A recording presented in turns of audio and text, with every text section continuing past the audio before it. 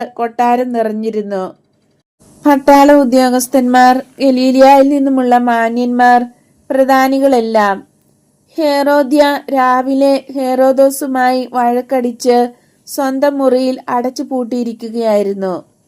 മനേയൻ ഇടയ്ക്ക് കയറി ചോദിക്കുന്നു, ആ കഴുതപ്പുലി എപ്പോഴാണ് വന്നത്? 2 ദിവസം മുമ്പ്.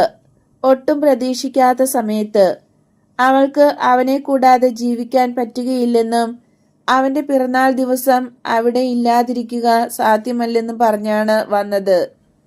ആ അണലിപ്പാമ്പ്, ആ മന്ത്രവാദിനി അവനെ എല്ലാവരുടെയും പരിഹാസ വിഷയമാക്കി കളഞ്ഞു.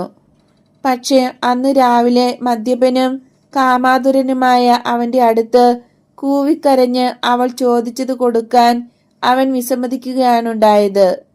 ജോണിന്റെ ജീവനു വേണ്ടിയാണ് കരഞ്ഞതെന്ന് ആരും സ്വപ്നത്തിലും വിചാരിച്ചില്ല.